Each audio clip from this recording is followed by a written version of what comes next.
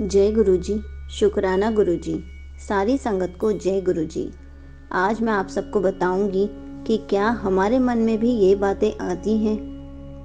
संगत जी, क्या आपके मन में भी आता है कि गुरु जी मेरी पुकार क्यों नहीं सुन रहे, या ये कभी कभी आता है कि जब मेरी पुकार सुन ही नहीं रहे तो मैं गुरु जी को मानकर क्या करूं, मेरा क्या ही फायदा गुरु जी को मानने का।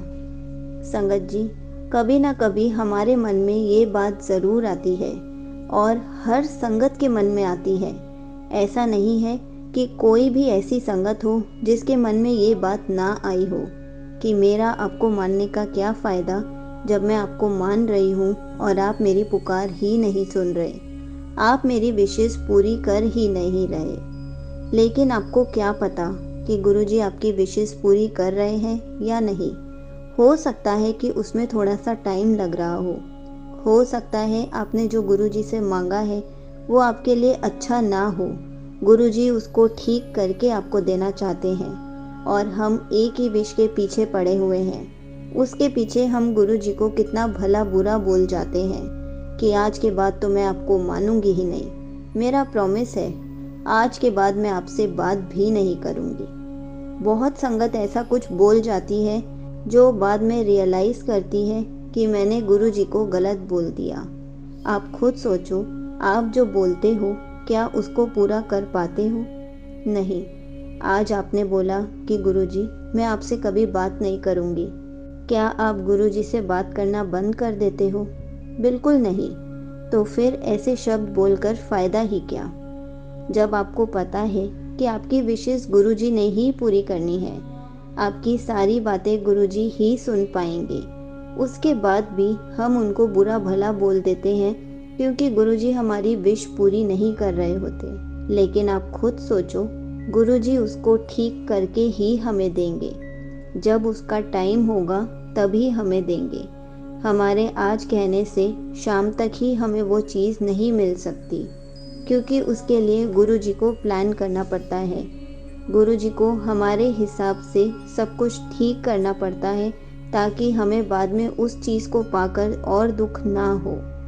हम बहुत कुछ बोलते हैं कि हम इतने टाइम से दुखी चल रहे हैं, हम इतने टाइम से बीमार चल रहे हैं, ये सब हमारे कर्म हैं। गुरुजी हमें सिर्फ 10% दुख झेलने को देते हैं और हमसे वो 10% भी दुख नहीं भोगा जाता।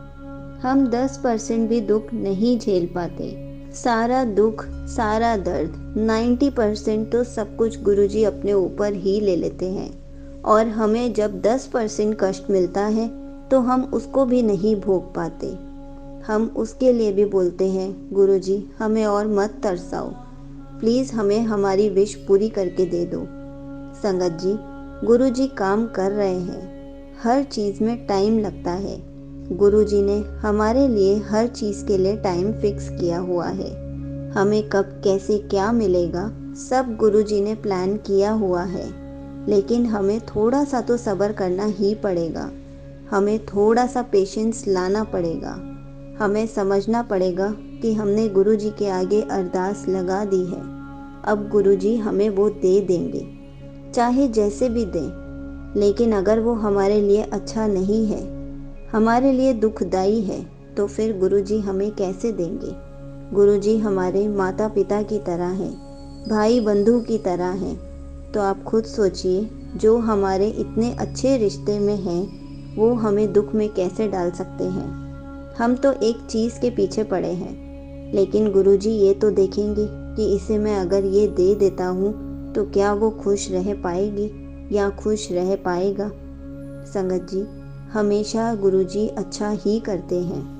या तो अपनी लाइफ की डोर गुरुजी को सौंप दीजिए या फिर अपने हिसाब से चला लीजिए।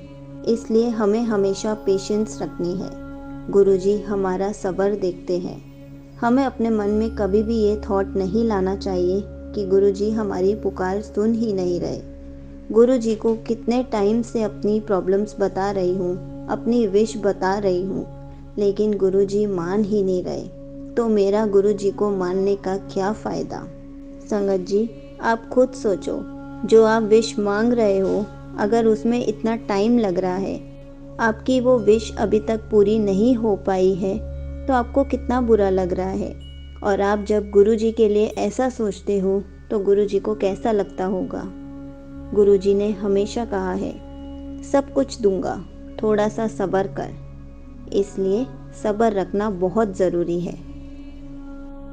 अगर आपको गुरुजी से रिलेटेड कुछ भी पूछना है तो आप कमेंट्स में पूछ सकते हैं। मैं उसका आंसर कमेंट में रिप्लाई करके या फिर वीडियो बनाकर ज़रूर दूंगी। जय गुरुजी, शुक्राना गुरुजी।